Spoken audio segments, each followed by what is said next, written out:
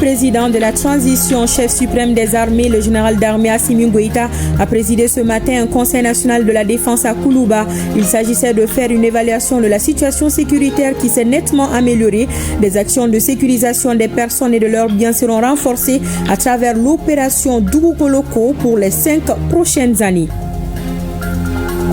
Le Centre national des opérations d'urgence de la protection civile a été inauguré ce matin. Une infrastructure ultramoderne qui permettra d'assurer une réponse efficace et coordonnée dans la gestion des risques et catastrophes pour une réalisation plus d'1 milliard de francs CFA. Tour cycliste international du Mali, la 5e étape Fana-Bamako a été remportée ce matin par les Burkinabés Rachid Bouda et Rawende Moukailou, respectivement premier et deuxième. Ils sont suivis de notre compatriote Yaya Diallo, arrivé en 3e position. Le Belge, lui, détient toujours le maillot rouge. Voilà les titres de votre journal de 20h. Merci pour la confiance renouvelée. Bonsoir, très heureuse de vous servir. Évaluation de la situation sécuritaire du Mali. L'armée malienne de 2025 n'a rien à voir avec celle de 2020 et cela grâce à l'engagement du président de la transition, chef suprême des armées, le général d'armée Assimi Goïta, qui a doté notre outil de défense d'équipement. Des propos du ministre de la Défense et des anciens combattants à sa sortie du Conseil national de la Défense. Des succès enregistrés seront consolidés dans le cadre de l'opération Dougokoloko, le reportage de Tamsir Diabati.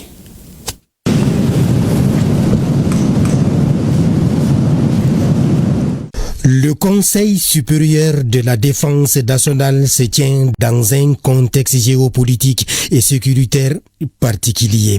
Et face à ces défis du moment, le maître mot est et demeure la défense de la patrie, quel que soit le prix. Justement, le premier acte de cette session du Conseil supérieur de la défense est le recueillement à la mémoire de ceux qui ont sacrifié leur vie pour la patrie.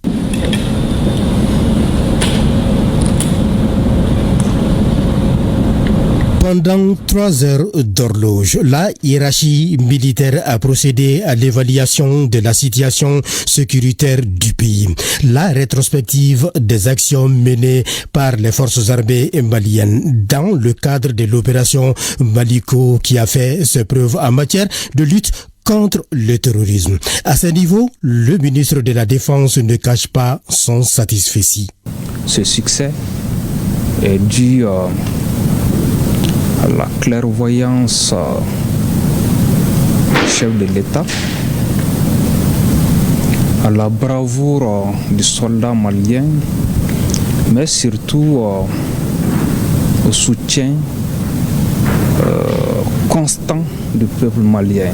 Au cours de cette session, les orientations données par le chef suprême des armées pour la planification est de redoubler d'efforts en vue de transformer les défis en opportunités pour le Mali et son armée. En donnant ces orientations pour la planification future, le chef suprême des armées nous a appelé à faire honneur au sacrifice de ce vaillant peuple en redoublant d'efforts pour continuer le processus de consolidation d'une armée puissante,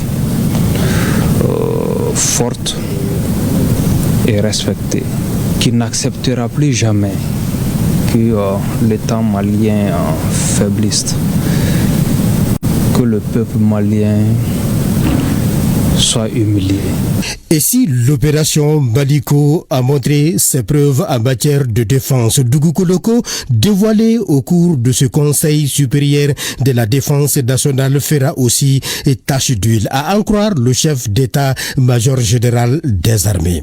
Ce Conseil supérieur de la défense nous a donné l'opportunité de présenter la situation sécuritaire qui a été évaluée à travers l'opération Maliko, qui a vraiment des succès très, très signifiants qui ont été très bien magnifiés, d'introduire un nouveau projet, voilà, du plan Dougokoloko avec des besoins sur 2025-2030.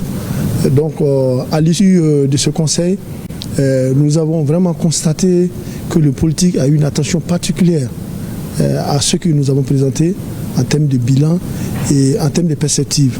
Le dernier Conseil supérieur de la défense, toutes les ressources qui ont été allouées aux forces armées et de sécurité, ce qui nous a permis de reprendre l'initiative sur le terrain, rapidement, conformément à la phase 1 du plan Maliko, et de réoccuper pratiquement, nous redéployer sur le terrain les défis qui étaient liés au départ des forces internationales, minimiser ces défis et aujourd'hui concrétiser le redéploiement de l'administration, de l'autorité de l'État sur pratiquement toute la partie nord du pays et l'ensemble du territoire national. Donc pour ce Conseil supérieur de la défense qui vient d'être tenu aussi, les besoins qui ont été exprimés dans le cadre de Doukouloko nous permettront de poursuivre les œuvres de redéploiement des forces armées maliennes sur l'ensemble du territoire, favoriser un environnement favorable au retour de l'administration. Certes, il y a des acquis en matière de défense et de sécurité, mais beaucoup reste à faire. Et pour ce faire, aucun sacrifice n'est de trop quand il s'agit du Mali. Nous sommes conscients des défis qui nous attendent, qui sont liés à l'immensité du territoire national et la défense des frontières du pays. Et au nom du chef de l'État, le général d'armée Assimi Goïta, le ministre de la Défense et le chef d'État-major ont tenu à saluer l'engagement du peuple aux côtés de son armée, à tout moment et à tout prix. L'armée malienne en 2025, c'est une armée des grands défis qui se veut offensive face aux adversités. Et le ministre de la Défense est, on ne peut plus clair. L'armée malienne de 2025 n'a rien à voir avec celle de 2020 grâce à un effort en montée en puissance sans précédent dans notre histoire. L'adversité, qu'elle soit interne ou externe, n'est qu'une source supplémentaire de motivation pour l'armée malienne. Ceux qui pensent nous intimider et nous déstabiliser se trompent lourdement. Une délégation de l'administration territoriale et de la décentralisation du Niger séjourne à Bamako dans le cadre du renforcement de la coopération entre le Mali et le Niger dans ce domaine. La délégation a été reçue cet après-midi en audience par le Premier ministre, ministre de l'administration territoriale et de la décentralisation, le général de division Abdoulaye Maïga. Au centre des échanges, l'harmonisation des différentes approches de financement des collectivités dans les pays de la Confédération de l'AES, l'intégration des collectivités frontalières ainsi que l'opérationnalisation de la feuille de route de la Confédération de l'AES, notamment dans sa composante développement. Je vous propose d'écouter Abdoul Kadriama, chef de la délégation du Niger, à sa sortie d'audience au micro de Mamari Koné et de Aliou Touré. Nous sommes venus faire en tout cas le point de la visite que nous sommes en train de faire à Bamako, au Mali. Donc il s'agit pour nous d'une visite qui rentre dans le cadre de l'opérationnalisation de la feuille de route de l'AES, notamment dans son pilier développement. Donc il s'agit particulièrement de créer les conditions pour accélérer le développement local au niveau de nos trois pays, donc conformément aux visions de nos chefs de l'État. Donc je voudrais parler particulièrement de nouveaux paradigmes qui nous amènent vers un développement endogène de nos collectivités territoriales. Ça veut dire créer les conditions, réfléchir avec des mécanismes innovants pour que le développement se base sur nos propres initiatives.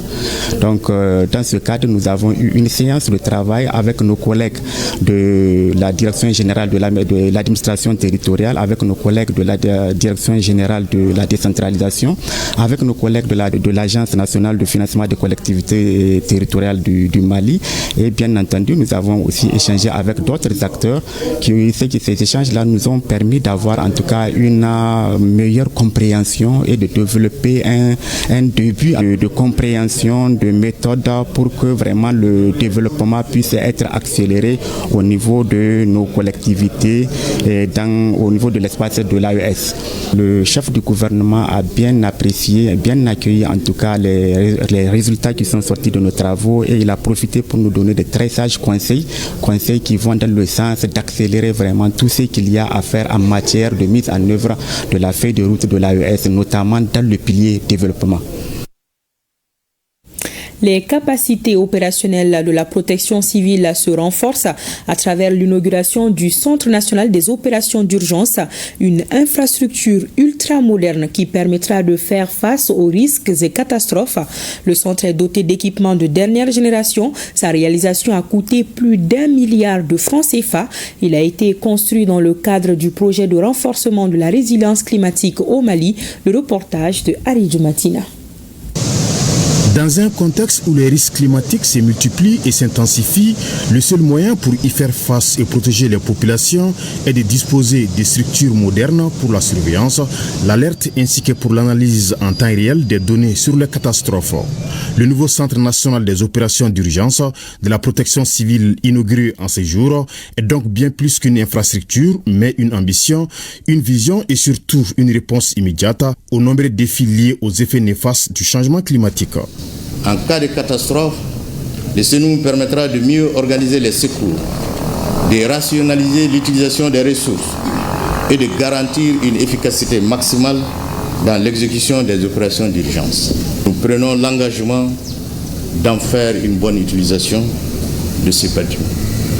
Conçu selon les standards de gestion des situations d'urgence, le centre sera un maillon essentiel pour faire face aux risques et catastrophes. Il est bâti sur 3 niveaux et financé par la Banque mondiale et du Fonds vert climat dans le cadre du projet de renforcement de la résilience climatique au Mali, Hydromet Mali. Ce centre moderne, doté d'équipements de pointe, de systèmes de communication avancés et d'une salle de crise capable de centraliser et d'analyser en temps réel des données relatives aux situations d'urgence sur l'ensemble du territoire. Il constitue une avancée majeure pour la sécurité civile au Mali. Je voudrais réaffirmer la constante disponibilité de la Banque mondiale et notre engagement sans faille à continuer d'accompagner le gouvernement du Mali dans la mise en œuvre de ses politiques de développement et de résilience face au climat. L'imposante structure répond désormais à une nécessité absolue des plus hautes autorités de doter le pays d'un centre de coordination stratégique capable d'assurer une réponse efficace, rapide aux situations d'urgence. Cet édifice majestueux a coûté la bagatelle de plus d'1 milliard de francs CFA. Ce joyau architectural est une fierté nationale. Cet édifice témoigne de notre détermination collective à bâtir un Mali résilient, capable de faire face aux crises avec efficacité et anticipation. La gestion des risques et catastrophes répond fondamentalement à une approche intégrée et concertée impliquant l'ensemble des couches du pays. Et la protection civile, avec cette importante infrastructure, franchit désormais une étape majeure vers une gestion plus efficace, rapide et plus coordonnée des urgences. Notre compatriote Habib Diallo est le président du réseau international des établissements privés de l'enseignement supérieur de l'espace CAMES. Il a été choisi par ses pairs hier lors des 6e rencontres internationales du dit réseau. Le reportage de Mariam Kone. Ce sont des experts venus de plus d'une dizaine de pays de l'espace CAMES qui se sont réunis pour les 6e assises du réseau international des établissements privés de l'enseignement supérieur, RIDEPES. Ils sont venus réfléchir sur les voies et moyens devant permettre à l'enseignement supérieur privé d'être plus efficace. Nous sommes ici pour relancer ce qui compte et redonner souffle à un enseignement supérieur privé de qualité et réinventer des modèles face aux défis comme la formation à distance, l'accréditation des diplômes ou l'insertion des jeunes. Rassembler les forces vives, État, institutions privées, entreprises, parce que l'éducation est une chaîne de valeur. Chaque maillon compte et les défauts d'un seul maillon met en péril la viabilité de tous les systèmes. Pour le secrétaire général du CAMES, le RIDEPES CAMES incarne une Afrique où secteur public et privé unissent leurs forces pour un enseignement supérieur inclusif, compétitif et tourné vers l'excellence. Le RIDEPES, par sa capacité de structuration, de mutualisation et de plaidoyer, constitue un partenaire de choix dans la mise en œuvre des principaux axes de notre plan stratégique de développement, notamment la valorisation de la recherche et de l'innovation au profit de la société et l'intégration et la mobilité académique dans l'espace CAMES. Les travaux de ces assises ont été sanctionnés par le renouvellement du bureau exécutif avec le plébiscite du candidat malien comme nouveau président du RIDEPES.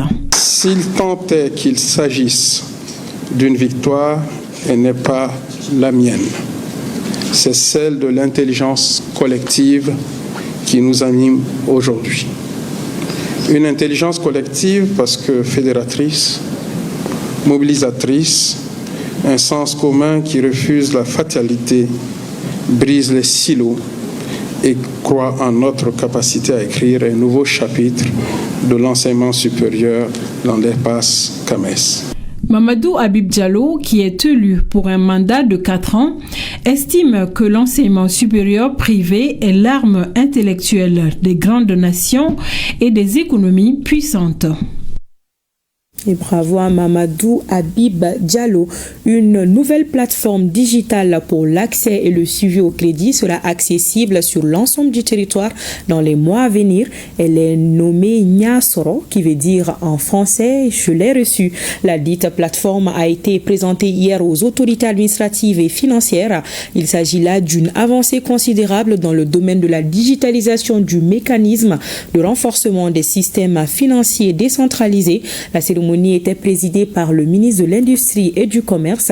Le reportage de Daouda Kone. Face aux défis d'infrastructure, de connectivité et de littéralité numérique dans les zones rurales, la digitalisation portée par le mécanisme de renforcement des systèmes financiers décentralisés, MEREF-SFD, est une réponse concrète pour accélérer la bancarisation, réduire les coûts et délais des transactions, sécuriser les investissements agropastoraux et étendre les services financiers des zones reculées via les solutions offline.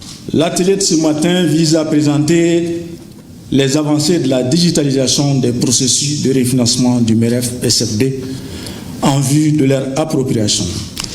Il vise aussi, cet atelier, à mobiliser l'ensemble des partenaires publics et privés pour appuyer davantage le secteur de la microfinance dans sa transformation numérique qui est une nécessité impérieuse, inévitable. Au cours de cet atelier, la plateforme digitale Niasoro est présentée. Un outil innovant destiné au système financier décentralisé. Une démonstration sur comment créditer son compte a été effectuée par le ministre de l'Industrie et du Commerce qui a reçu la notification pour lui certifier que son compte a été accrédité. Je suis particulièrement heureux et fier de constater aussi que dans la démarche, il y a des catégories qui sont prises en charge, notamment les femmes et les jeunes. Cela est extrêmement important parce que les femmes jouent un rôle important dans notre outil de production et les jeunes, c'est l'avenir. Compte tenu aujourd'hui des difficultés d'accès à l'emploi, je pense que l'auto-emploi est une alternative qui s'offre à la jeunesse et c'est des instruments de cette nature qui peuvent les assister, les accompagner de façon à leur permettre, n'est-ce pas, d'assurer leur installation. Au terme de cet espace d'échange, les recommandations recueillies orienteront les prochaines phases du programme numérique du mécanisme de renforcement des systèmes financiers décentralisés MEREF-SFD. Le ministre de la Communication, de l'économie numérique et de la modernisation de l'administration a eu ce matin une séance de travail avec le Conseil national de la société civile. Ce dernier s'engage à accompagner les autorités de la transition dans les différentes initiatives visant la paix et la stabilité du Mali. Un engagement salué par le ministre Alhamdoua Guilien qui s'engage à les soutenir. Le reportage de Boubacar Bablintouri. Les membres du Conseil national de la société civile avec à leur tête le premier vice-président à la rencontre du ministre en charge de la communication. Après le décès du président Feu Bourema Alaï Touré, ces membres sont venus présenter le bureau en place et solliciter par la même occasion l'accompagnement du chef du département. Nous avons échangé sur beaucoup de points, surtout par rapport à la digitalisation. Nous voulons vraiment rentrer dans ce cadre-là. Et c'est le ministère de la Communication qui peut nous ouvrir les portes. Aucun État ne pourrait exister réellement et réussir sans une société civile consciente, responsable et agissante. Nous, notre président, notre premier ministre et l'ensemble du gouvernement sommes conscients des interdépendances entre l'État et la société civile. Mon département sollicite votre appui dans les domaines de la communication qualitative auprès des populations, notamment sur les questions de souveraineté, sur les questions de sécurité, sur les questions de lutte contre le terrorisme, sur les questions, n'est-ce pas, de communication qualitative sur la protection de l'environnement. Vous voyez vous-même la couleur de notre fleuve Niger aujourd'hui qui change et nous sommes en train de préparer l'autre empoisonnement et l'empoisonnement des générations futures et ça serait impardonnable. Nous travaillons, l'État sensibilise, l'État sanctionne, mais ça ne suffira pas tant que le relais n'est pas pris par vous-même. Nous allons aussi demander votre accompagnement dans le domaine de la cohésion sociale. Face à ces doléances, ces représentants de la société civile s'engagent à accompagner le gouvernement en ce qui concerne les grands chantiers intéressant la vie de la nation. Et dans un communiqué en date du 17 avril 2025, le ministre de la Justice et des Droits de l'Homme, garde des Sceaux, a annoncé le retour de notre compatriote Yaya Cissé, détenu depuis le 30 mars 2012 en Mauritanie. La CNDH a saisi cette occasion pour saluer les efforts inlassables consentis par les plus hautes autorités résultant des actions multiples entreprises par la CNDH depuis 2019 dans le cadre de ce dossier. La CNDH remercie les plus hautes autorités maliennes et mauritaniennes ainsi que la Commission nationale des droits de l'homme de la Mauritanie pour leur contribution décisive à la résolution de cette situation affectant nos deux pays. La CNDH remercie les organisations, institutions et organismes de défense des droits de l'homme du Mali en Afrique à travers le monde pour leur mobilisation constante. Et dans le même ordre d'idées, le collectif Justice pour Yaya Cissé remercie très sincèrement les autorités maliennes à travers le président de la transition chef de l'État, son Excellence le général d'armée Assimi Goïta, pour les efforts déployés. Dans la même lancée, nos remerciements vont à l'endroit du ministère de la Justice et des Droits de l'Homme, garde des Sceaux, au ministère des Maliens établis à l'extérieur et de l'intégration africaine, aux organisations de défense des droits de l'homme, aux personnes de bonne volonté ainsi qu'aux médias maliens pour leur assistance, soutien et accompagnement sans faille et inconditionnel. Enfin, le collectif remercie les autorités mauritaniennes pour leur franche collaboration. Le ministre de la Jeunesse et des Sports chargé de l'instruction civique et de la construction citoyenne, Abdul Kassim Ibrahim Fomba, est à New York. Il a pris part au Forum mondial de la jeunesse, un événement annuel organisé par le Conseil économique et social des Nations Unies, ECOSOC. Cette édition 2025 s'est tenue sous le thème « Jeunesse en première ligne, mobiliser la science et l'inclusion sociale pour le développement durable » de New York, la correspondance de Aïssata Ibrahim. Ces jeunes venus des 5 continents ont partagé leurs projets, leurs préoccupations, mais aussi leurs solutions face aux défis mondiaux, à savoir changement climatique, inégalité sociale, fracture numérique. Le Mali a marqué sa présence par une délégation dynamique et engagée, conduite par le ministre de la Jeunesse et des Sports, qui, au cours de plusieurs panels, a rappelé la place de choix réservée à la jeunesse par les plus hautes autorités du Mali. Le ministre Fomba a rappelé que notre jeunesse est un levier puissant de transformation et au Mali, nombreuses sont les initiatives mises en place pour renforcer son accès à l'emploi, à l'innovation et à la participation citoyenne. La jeunesse est une opportunité et un pilier pour notre nation. Et à cela, nous avons établi 3 points pour discuter de cela. Le renforcement de capacités, l'accès au financement et à la création d'emplois et la participation à la prise de décision. Pour le renforcement de capacités, il y a des stages d'apprentissage dans l'administration publique, le mentorat dans le secteur minier pour accroître le taux de femmes dans les postes de décision, les programmes d'intégration des volontaires pour appuyer certains secteurs de développement et de l'éducation. Pour l'accès au financement et la création d'emplois, il y a un fonds d'appui aux jeunes ruraux de plus de 70 milliards de francs CFA avec le fonds FIDA et FIER et un fonds de garantie. L'aménagement de près de 30 000 hectares dans le programme de zones agricoles partagées pour 15 000 jeunes. La réhabilitation de 400 000 hectares créant 95 000 emplois verts dont 42% sont des jeunes. L'accompagnement de 62 000 petits producteurs, dont 50% de femmes, dans le cadre du programme de développement intégré des ressources animales et aquacoles. Entre conférences et ateliers interactifs, les jeunes ont multiplié les échanges, tissant des réseaux et portant des messages forts aux décideurs internationaux. Ça a été une occasion pour nous de partager les grandes orientations de notre pays, surtout les plus hautes autorités en fonction des questions de la jeunesse et de notre pays. Et nous avons partagé les grandes lignes, surtout l'épanouissement de la jeunesse, le financement des projets des jeunes et le projet de fonds d'autonomisation des jeunes qui a été proposé par les plus hautes autorités de la transition. Et nous avons également partagé sur tout ce qui concerne des formations et d'emploi, adéquation et formation des objectifs de développement durable. Et le Mali a été un exemple pour tous ces pays-là aujourd'hui parce que nous sommes très fiers de représenter le Mali. Et les gens étaient très intéressés par rapport à la façon dont les choses se passent aujourd'hui dans notre pays. Le Forum mondial de la jeunesse s'achève sur une certitude.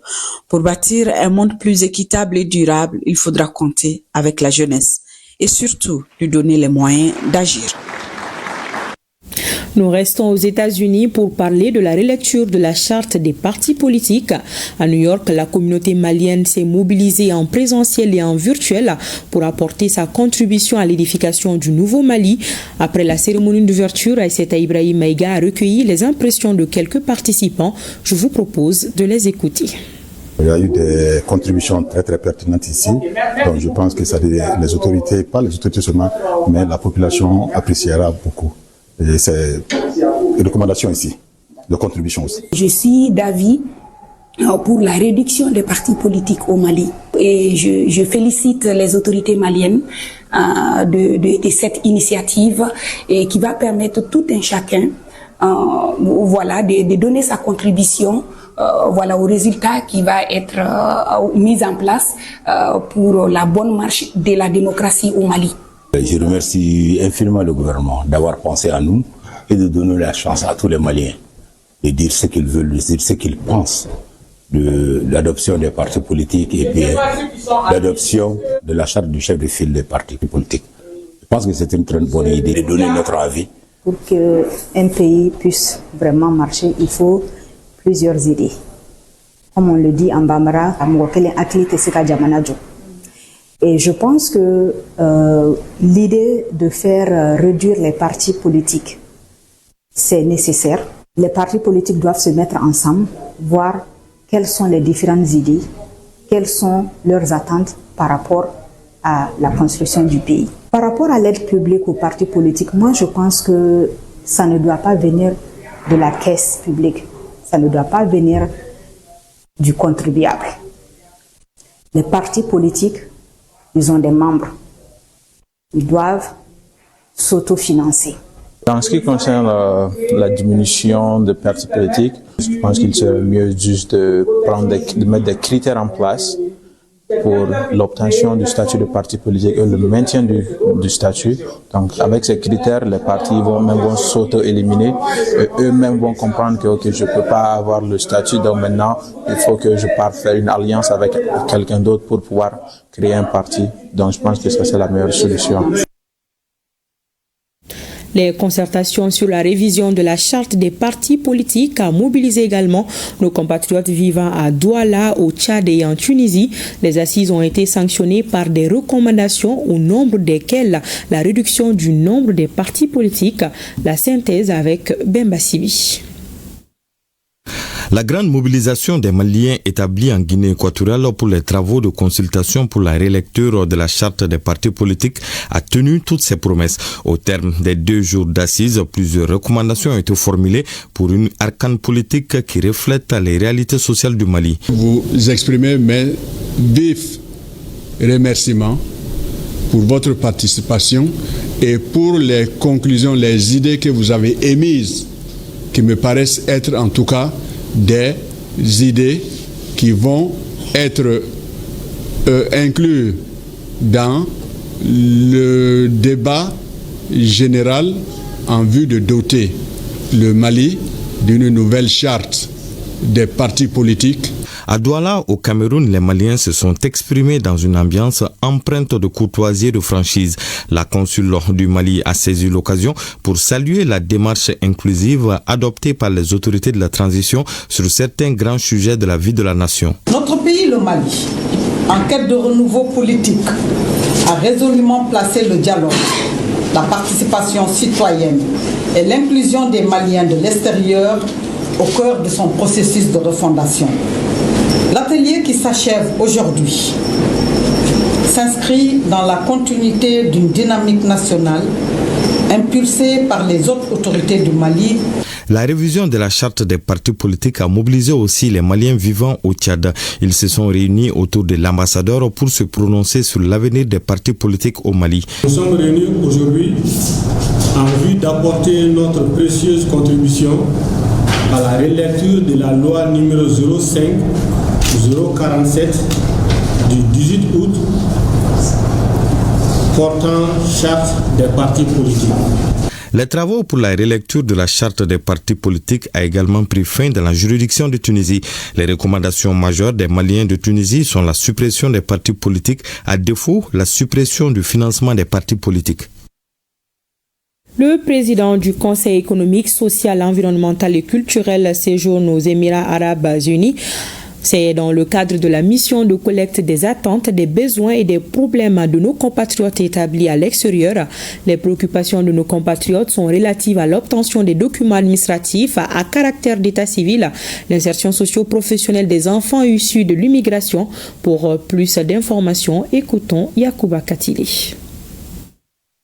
Les préoccupations majeures, sinon les attentes, les problèmes, les besoins, c'est vrai, au niveau interne, il y a des questions vraiment de gestion des administrations des Maliens établis, questions de documents, questions de passeports et bien d'autres choses, et actes de naissance, et entre autres, mais également les soucis également de l'intelligence. Certains sont venus, ils ont eu vraiment à étudier, ils ont fini, et à rentrer dans les pays, il y a un peu de difficultés parce que les diplômes arrivés sur place, ceux qui ont fait, je vais dire, des études de droit dans les domaines religieux, il y a des difficultés. La problématique est là, mais également ceux qui veulent continuer vraiment des études et après un certain niveau, notamment la licence, mais qui sont confrontés à des difficultés pour pouvoir vraiment progresser, aller dans le cadre des masters et également au doctorat.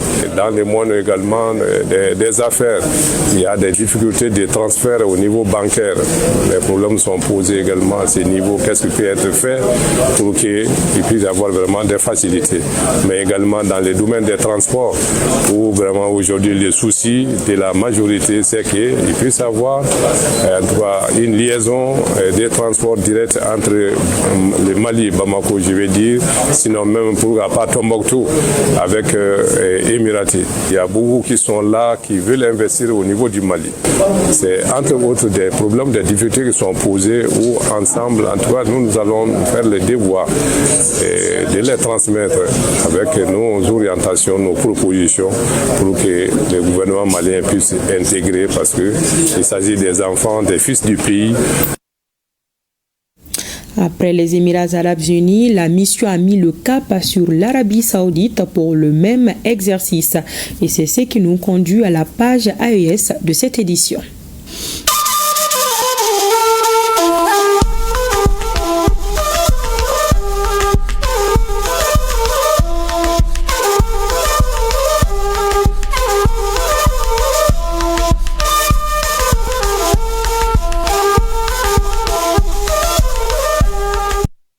AIS Actualité au Burkina Faso, c'est parti pour la 3e édition du mois du patrimoine culturel burkinabé avec pour thème patrimoine culturel et développement économique.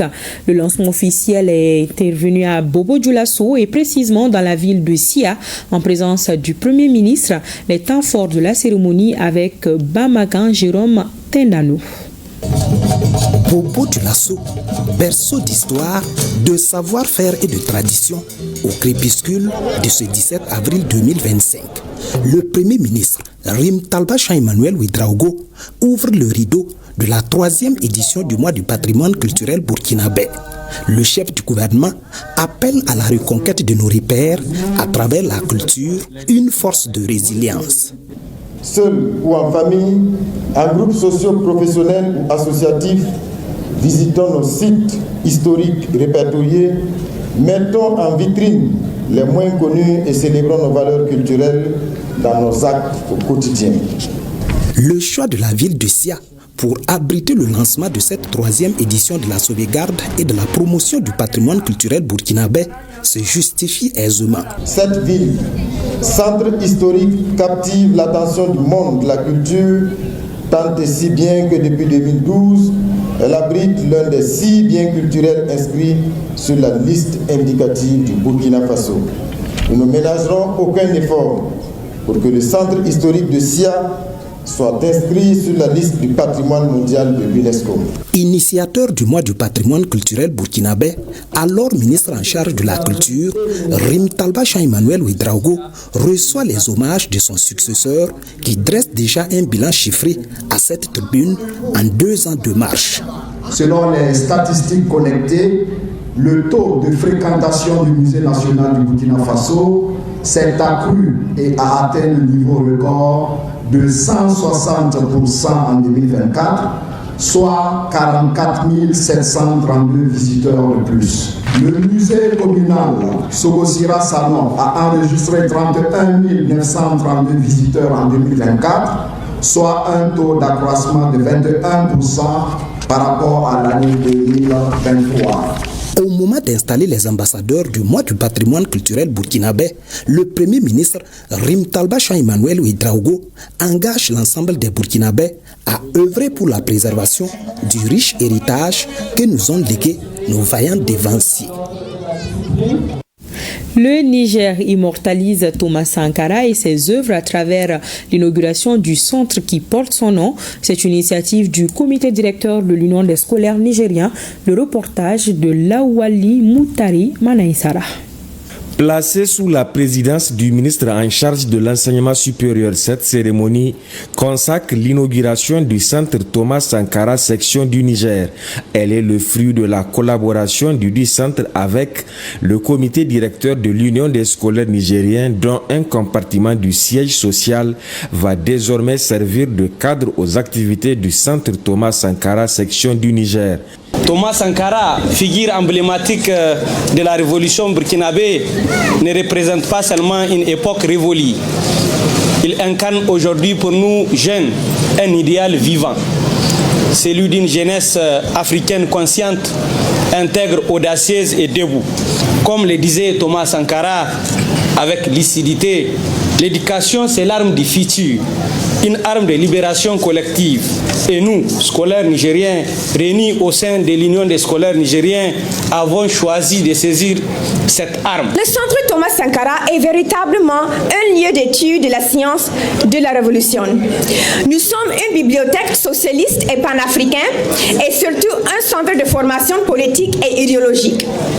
Pour le ministre de l'Enseignement supérieur, de la Recherche et de l'Innovation technologique, l'acte est salutaire et permet de former la jeunesse nigérienne. Ce centre, Thomas Sankara, qui doit être un point de départ pour tout ce qui est ressources en matière d'idéologie, mais pas seulement, c'est la formation idéologique, mais la formation tout court. Vraiment, faites en sorte que ce centre-là vive. Les ambassadeurs du Faso et du Mali au Niger, le secrétaire général de la région de Niamey se sont succédés après pour apprécier l'initiative et encourager les jeunes scolaires à bien se former pour contribuer à la libération de l'Afrique comme le font actuellement les autorités de la Confédération des États du Sahel.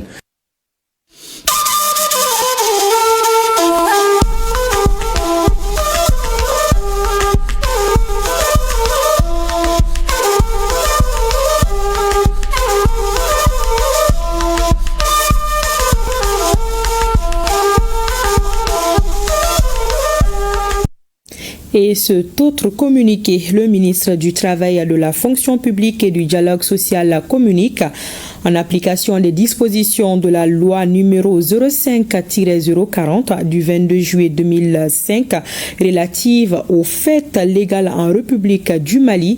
La journée du lundi 21 avril 2025, lundi de Pâques, est chômée et payée sur toute l'étendue du territoire national. À présent, nous nous rendons à Koulikoro pour parler de la visite de la deuxième promotion des officiers stagiaires de l'école d'état-major des forces de sécurité à Koulikoro. Occasion pour eux d'échanger avec le gouverneur de région sur les potentialités que regorge la cité du Méguétan sur le plan économique, social, culturel et touristique. Les officiers stagiaires ont été émerveillés par l'exposé du gouverneur, nous dit Adam Traoré.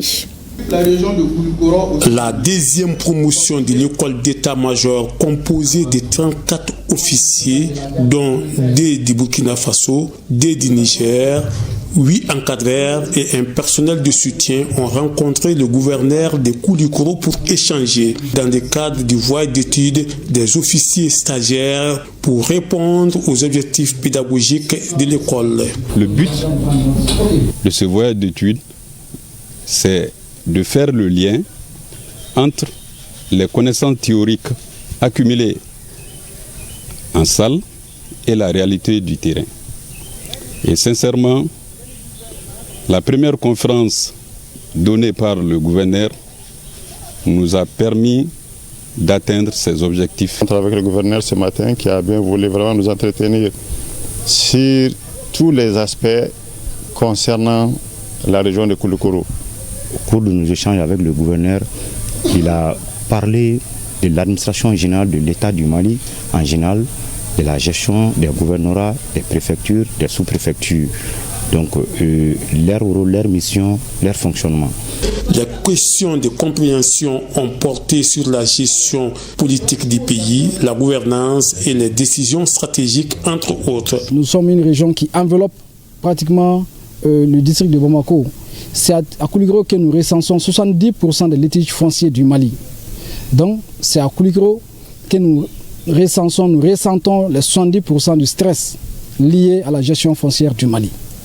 À cela s'ajoute aussi la gestion des sites d'orpaillage, la gestion des sociétés minières, donc avec les populations. Donc c'est une région assez complexe. Koulikoro, c'est la région la plus industrialisée, après Bamako. Si économiquement nous sommes la deuxième région économique. La rencontre a pris fin par la remise des présents au gouverneur. Ces derniers, en retour, leur a offert des cadeaux pour leur hiérarchie respective. En 4e région, la relance imminente des ateliers militaires centraux, c'est l'objectif des responsables de la structure. La question est au centre des travaux de la 26e session du conseil de surveillance du 10 centre. Le reportage de Kandesila. 4 documents cadres servent de support de discussion pour cette 26e session du conseil de surveillance des ateliers militaires centraux de Markala. Le procès verbal et les recommandations de la session précédente, le rapport d'activité 2024 et le programme des activités 2025. Une session qui s'ouvre dans un contexte marqué par plusieurs défis. Les ateliers militaires centraux de Markala constituent un établissement stratégique à haute valeur ajoutée pour le ministère de la Défense et des anciens combattants. Toutefois, il traverse aujourd'hui une période critique marquée par une vétusté préoccupante de l'outil de production et l'arrêt de la coopération technique avec certains pays partenaires. Pour la relance effective des activités, les ateliers militaires centraux sauront compter sur les administrateurs et sur l'État. Les autorités sont aujourd'hui attentives au potentiel des ateliers militaires centraux de Markala qui vont se trouver sollicités pour le nombre croissant des activités. Elles comptent sur la contribution que les ateliers peuvent fournir pour améliorer la performance de l'outil de défense s'ils sont mis à niveau conformément aux nécessités des armées et services. Aussi, les recommandations de la session vont sans nul doute permettre à cet outil militaire créé en 1983 de jouer pleinement ses missions qui se résument entre autres à la réparation mécanique, le maintien en condition des équipements militaires et d'expertise en matière de recherche sur les armes et munitions. L'hémophilie touche 10% de la population malienne et malheureusement le taux de diagnostic de cette maladie hémorragique est très faible au Mali.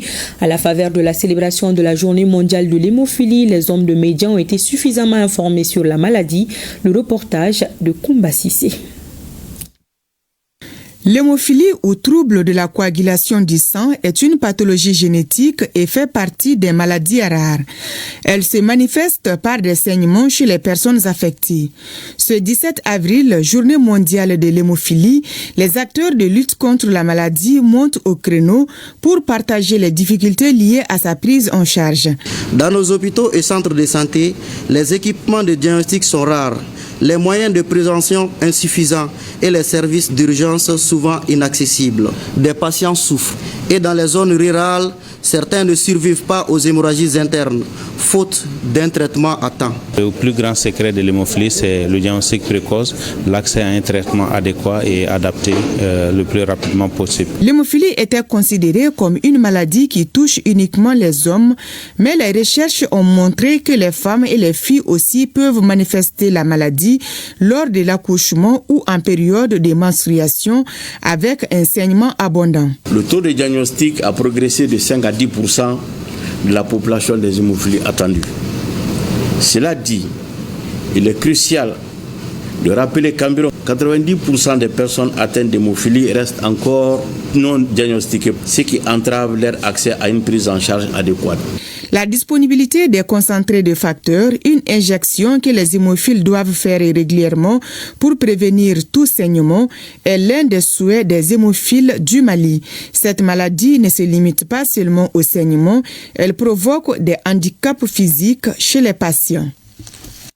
D'une célébration à une autre, cette fois-ci, parlons des sites et monuments du Mali. Ils sont célébrés ce 18 avril. Au Mali, la journée est célébrée sous le thème « Patrimoine résistant aux catastrophes et aux conflits », un thème débattu au cours d'une conférence. Les conférenciers ont mis l'accent sur la destruction et la reconstruction du patrimoine bâti du site des falaises de Badjangara. C'était à l'Université des sciences sociales et de gestion de Bamako.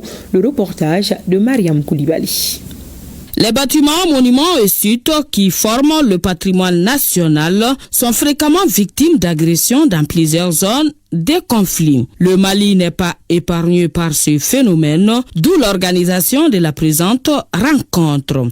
Les conflits touchent évidemment tous les aspects de la vie, mais aussi les monuments qui sont des bâtiments et des habitudes culturelles qui représentent notre histoire et notre façon de vivre et qu'on doit faire en sorte de préserver parce que nous continuerons à exister après ces conflits-là et il faut qu'il nous reste des choses encore à raconter à nos enfants.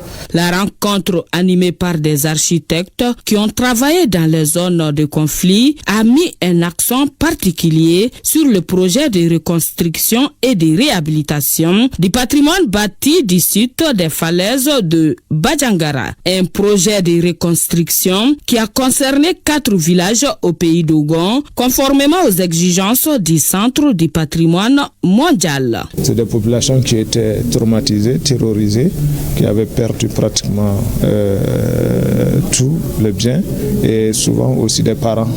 Donc le fait de venir à côté de ces populations, ça a été vraiment d'un impact très positif. La Journée internationale des monuments et sites est une occasion pour les défenseurs du patrimoine matériel de plaider pour la protection et la promotion de ces biens importants pour l'humanité. Le ministre de la Culture, de l'Artisanat, de l'Industrie hôtelière et du Tourisme a présidé hier à la célébration du 76e anniversaire de l'avènement de l'écriture Nko. C'était à la Bibliothèque nationale, le reportage de Seydou Traoré. Pour montrer et illustrer l'importance de l'écriture Nko dans la société malienne, c'est la présentation de la carte du Mali avec une légende en écriture Nko présentée au ministre en charge de la culture. En plus, des dizaines de livres Nko sont présentés et disponibles à la Bibliothèque nationale du Mali. Aujourd'hui, le Nko est enseigné dans plusieurs universités à travers le monde. Ça, c'est un grand pas. Le Nko se trouve dans le Google. Il y a le Nko dans plusieurs téléphones, dans plusieurs ordinateurs. Et puis l'UNCO aussi est dans l'Unicode. L'UNCO a traduit plusieurs livres dans le cadre de la science, de la technologie, de la religion, de culte. Donc l'UNCO a fait beaucoup de choses. Et aujourd'hui au Mali, il y a plus de 45 écoles privées UNCO qui existent. C'est une très bonne chose que le Mali ou les Africains de façon générale aient leur écriture. Ça c'est une première chose.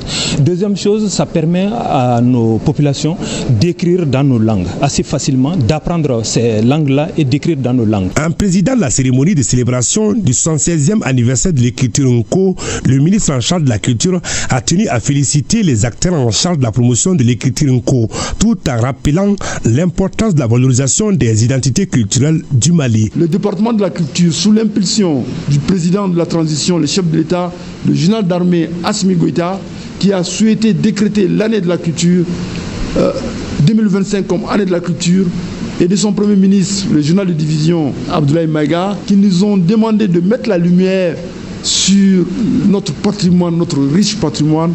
Et cela commence, le premier pas, c'est les langues. L'écriture UNCO, c'est 27 lettres, dont 7 voyelles et 20 consonnes. Créé en 1949 par Souleymane Kanté, l'alphabet phonétique UNCO permet de transcrire la langue mandingue ainsi que toutes les langues africaines.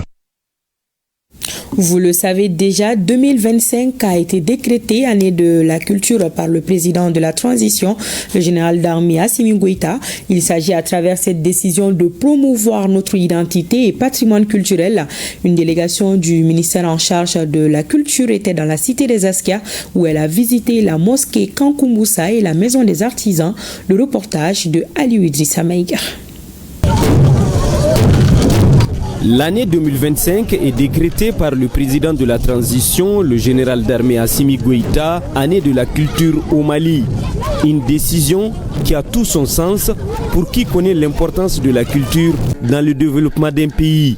C'est dans ce cadre les acteurs chargés de sa mise en œuvre sont venus à Gao pour expliquer les objectifs du projet et évoquer aux hommes de culture l'importance de la région de Gao en termes de richesse culturelle. Nous avons sillonné quelques régions du Mali, donc il nous reste à sillonner la cité des Askia qui est la capitale du dernier grand empire d'Afrique de l'Ouest, l'empire Songhai. Donc ce qui veut dire que c'est une capitale qui porte en elle tout un patrimoine historique et culturel, non seulement pour le Mali mais aussi pour toute l'Afrique. Donc il est important que nous venions ici. Dans le cadre du projet Mali Culture 2025, la délégation venue de Bamako a rencontré le chef de l'exécutif régional avant de visiter le chantier de la nouvelle salle de spectacle de Gao. Nous commençons à regarder les chantiers qui sont en cours parce que c'est ça aussi, c'est des investissements qui sont très très importants qui nous permettent justement d'abriter d'autres activités qui vont générer des revenus. Je suis très satisfait de l'avancée des travaux. C'est un peu arrêté à cause de quelques difficultés qu'on va surmonter très très rapidement. Et c'est l'occasion pour moi aussi de saluer les efforts de l'entrepreneur, des directeurs culture et urbaine qui suivent ces projets quotidiennement. À Gao, El Hadj Amadou Diop et les acteurs culturels qui l'accompagnent ont aussi visité le site archéologique de la mosquée de Kankoumoussa et la maison des artisans. Ils ont aussi rendu visite aux légitimités traditionnelles. La jeunesse de Tombouctou a organisé une séance d'information et de sensibilisation sur le prélèvement des taxes dans le cadre du Front patriotique. C'était après la mise en place du bureau COFOR de Tombouctou. Le bureau est dirigé par Yoro Meiga. Le reportage de Idrissa Goulou Sissoko.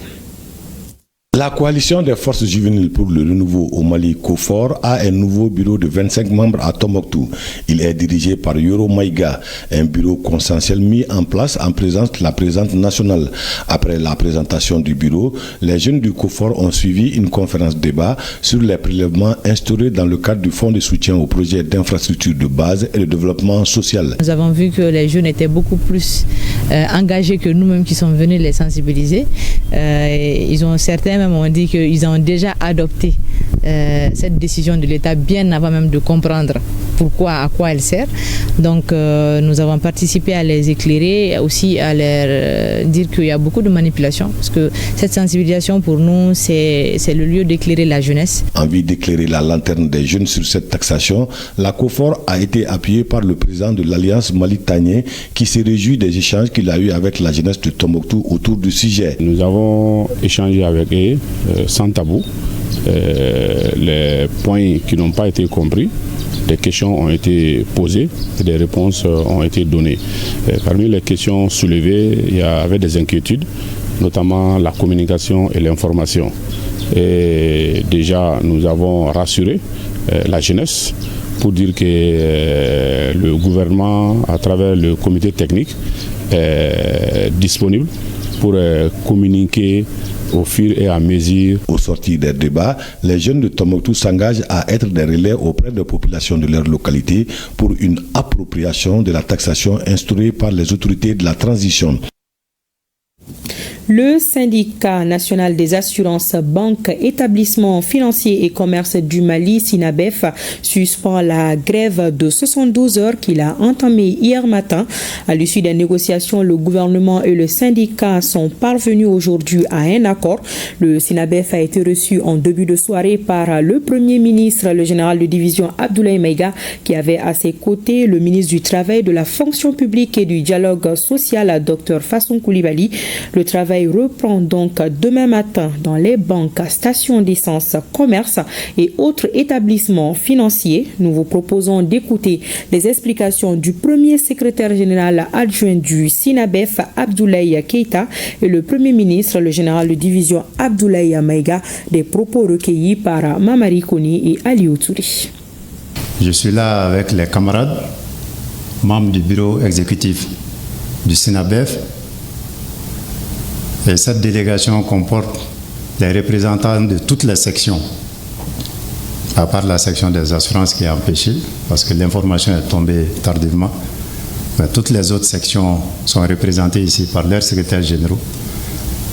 Et après analyse de la situation, et après analyse des garanties et des engagements qui nous ont été donnés par les plus hautes autorités, pour trouver une solution dans les plus brefs délais au point de blocage, nous avons décidé de venir devant vous en tant que le premier responsable du gouvernement qui représente les plus hautes autorités pour dire que nous avons convenu de suspendre le mot d'ordre de grève que nous avons déposé. La signature du PV, nous avons convenu avec le ministre du Travail que cela va se faire en présence de l'ensemble des partis au ministère du Travail. Encore une fois, vous remercier et vous réitérer notre engagement à accompagner les plus hautes autorités du pays pour l'apaisement d'un climat social dans notre pays qui nous est si cher. Grand plaisir de recevoir le syndicat SINABEF ce soir à la primature.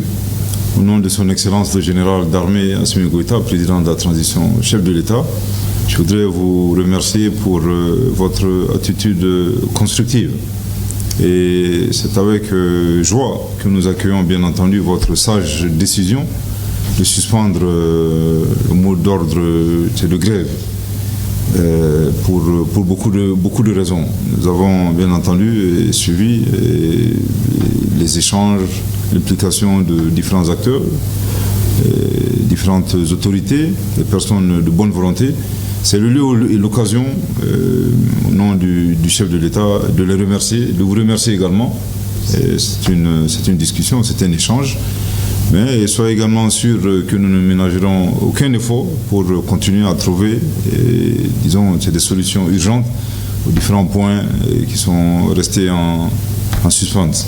Voilà un peu ce que je voulais dire. Encore une fois, vraiment, je vous réitère mes chaleureuses félicitations et bien entendu remerciements pour cette attitude constructive. Et vous l'avez justifié, c'est la nécessité de maintenir un climat social apaisé. Je pense que nous en avons besoin pour beaucoup de raisons. Le Mali est un pays qui fait face à plusieurs défis, et défi de la lutte contre l'insécurité, c'est d'abord et avant tout.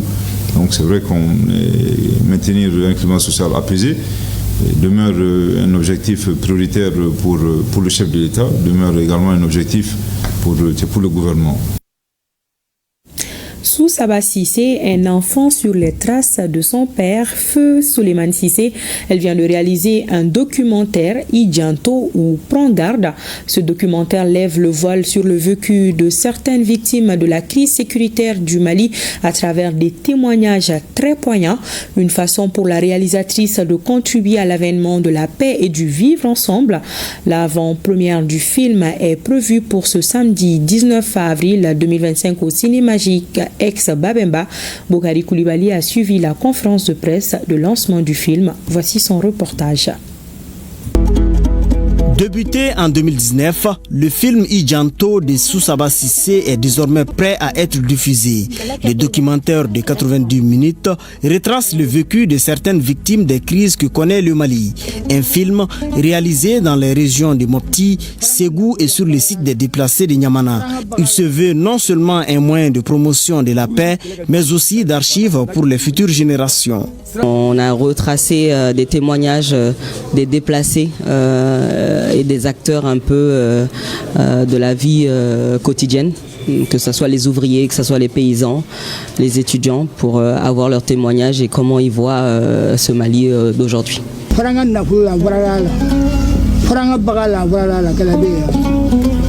Burundi kɛlɛ ka jugu Mali ta ye o banna munna Mali kɛlɛ ti ban Sierra Leone kɛlɛ ka jugu Mali ta ye o banna pourquoi Mali kɛlɛ ti ban. Fille du célèbre cinéaste Souleymane Cissé, Soussaba à travers cette œuvre rend également hommage à son père, à Adama Namakoro Fomba et Amadou Bagayogo, tous brutalement arrachés à notre affection cette année.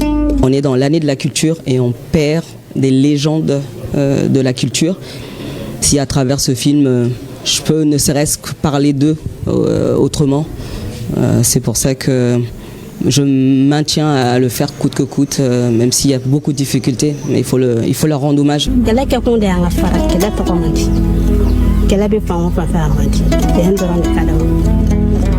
À travers ces témoignages forts et une narration intime, Idjanto nous plonge au cœur d'une réalité bouleversante, entre douleur, résilience et espoir.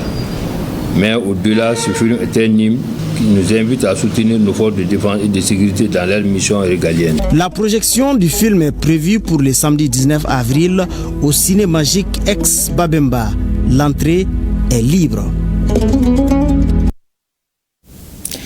Les Burkinabés Rachid Bouda, Rawende Moukailou et notre compatriote Yaya Diallo, c'est le tiercé gagnant de la 5e étape du 11e Tour cycliste international du Mali, couru ce matin entre Fana et Ségou. Le Belge lui conserve toujours le maillot jaune en attendant les 2 dernières étapes prévues ce week-end, suivant le compte-rendu de nos envoyés spéciaux Famourou Djourté et Aboubakar Traoui. Les cyclistes ont franchi la ligne d'arrivée de la 5e étape en peloton groupé à une vitesse impressionnante de 60 km à l'heure. Une rapidité qui a entraîné une chute massive causant plus de peur que de mal. Les 3 premiers de l'étape sont, par ordre, Rachid Bouda et Rawende Moukailou du Burkina Faso et Yaya Diallo de l'équipe nationale du Mali. Toutes les localités traversées, c'est vraiment une découverte. C'est une occasion de fraterniser également avec la population. Et je me réjouis vraiment de bon déroulement vraiment de cette étape. Donc c'est pourquoi je voudrais d'abord féliciter les organisateurs, notamment la Fédération malienne de cyclisme et la Commission nationale d'organisation qui a œuvré à ce que vraiment ce tour-là se passe dans les meilleures conditions. C'est à 8h52 que le coup d'envoi de la 5e étape du 11e Tour cycliste international du Mali est donné. Les coureurs ont pris le départ à Fana, au virage de Djoïla, pour rallier Ségou, en passant par Konobougou, Zambougou et devant le stade Amaridaou, une distance de 111,8 km, plus un tour sur le boulevard de l'an 2000 à Ségou, ce qui fait en tout 130 km. Au terme de la course, ce sont les Burkinabés Rachid Bouda et Rawende Moukailou qui prennent les 2 premières places. Le podium est complété par le capitaine de l'équipe nationale du Mali, Yaya Diallo. Et ça nous réjouit de voir aujourd'hui que nos frères maliens, nos frères burkinabés, nos frères nigériens se retrouvent avec une équipe sénégalaise pour compétir dans la plus grande royauté. Et c'est ça qui fait le fort de l'Afrique. Il y a des frontières, mais nous restons toujours des frères, nous restons toujours des sœurs. Et ce n'est qu'une première. Le Belge Dedeker a toujours le maillot jaune. Le maillot du meilleur jeune et le maillot rouge sont gardés aussi par Tchemogo Diallo et Yaya Diallo. La 6e étape prévue ce samedi entre Fana et Koulikoro s'annonce tout aussi palpitante. Les coureurs auront l'occasion de se battre pour améliorer leur classement et peut-être de renverser la tendance en vue du classement général. Bravo, tiercé gagnant, bonne suite et c'est la fin de cette édition. Merci de votre attention. Pensée spéciale à nos femmes. Bonsoir.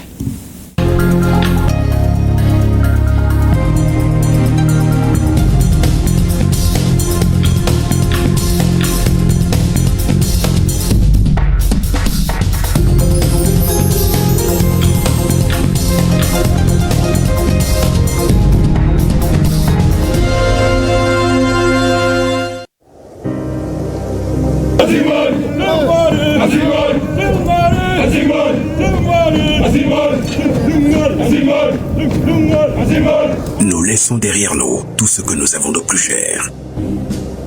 Enfants, épouses, amis, pères et mères. Fièrement, nous répondons à l'appel du devoir. Pour que les déplacés et les réfugiés rentrent à la maison.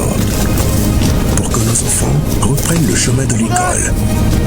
Pour que jaillisse la lumière de la réconciliation entre les peuples, pour le Mali, pour la patrie. Cette voie, nous l'avons choisie, au prix de nos vies. Nous défendrons nos